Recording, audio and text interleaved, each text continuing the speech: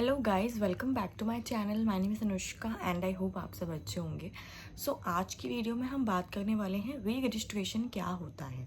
आप लोगों ने सुना होगा कि इग्नू में री रजिस्ट्रेशन बोलते हैं। सो व्हाट इज़ री रजिस्ट्रेशन?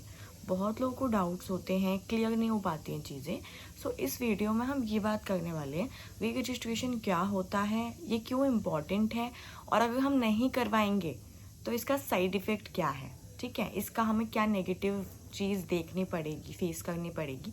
इस वीडियो में हम ये बात करने वाले हैं। री रजिस्ट्रेशन क्या होता है?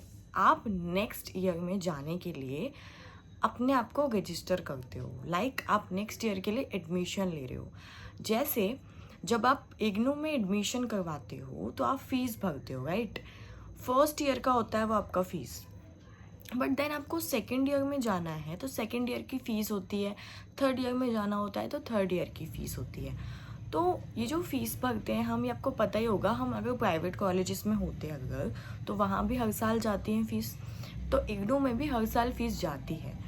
तो इसी को री रजिस्ट्रेशन कहा जाता है। अब बात आती है कि डाउट्स ये आते हैं, मैंने फर्स्ट ईयर में मैं फ़ेल हो गया हूँ, या मैंने फर्स्ट ईयर में असाइनमेंट्स नहीं दिए, या मैंने फर्स्ट ईयर में प्रैक्टिकल्स नहीं दिए, तो क्या मैं नेक्स्ट ईयर में चला गया? क्या मैं नेक्स्ट क्लास मतलब वही कि मेरा अब हो गया फर्स्ट ईयर में, मतलब मेरे को पास कर दिया? ऐसा कुछ नहीं होता। आप फर्स्ट ईयर में चाहे एग्ज़ाम दो, प्रैक्टिकल दो, असाइनमेंट दो या मत दो, आप नेक्स्ट ईयर के री रजिस्ट्रेशन करवाने के लिए एलिजिबल हो।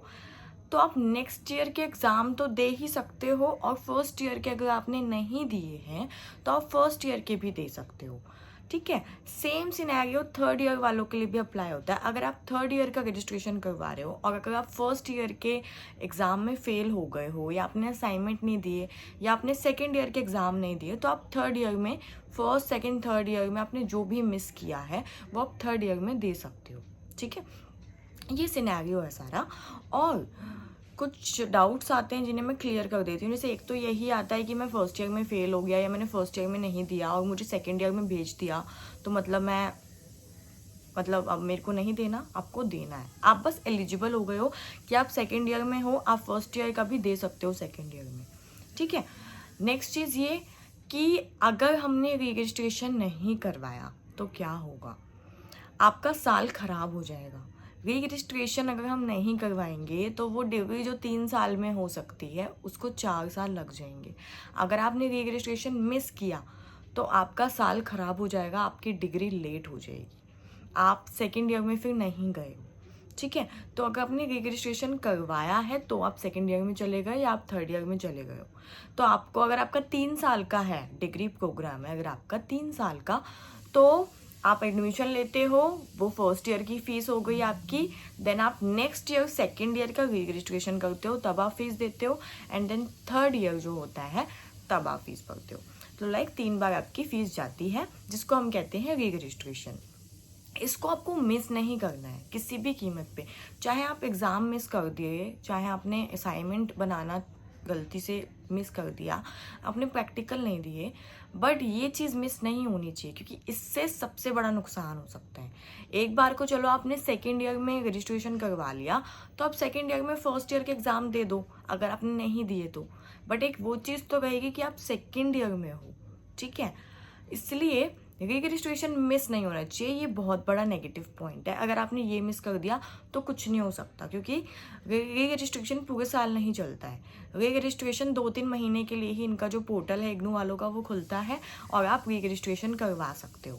तो इसलिए री रजिस्ट्रेशन इम्पॉर्टेंट है।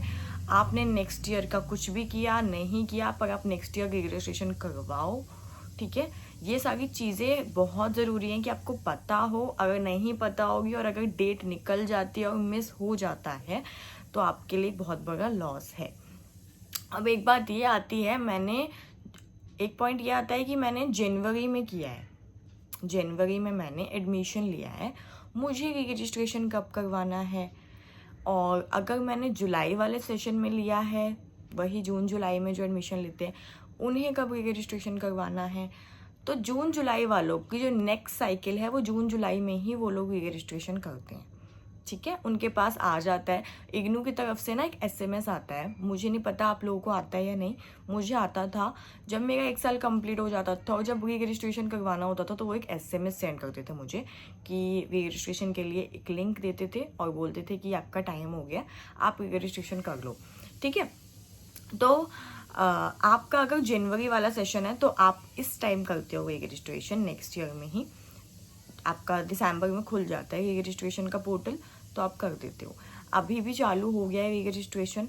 जिन लोगों ने जनवरी में एडमिशन लिए होते हैं वो इस समय करते हैं।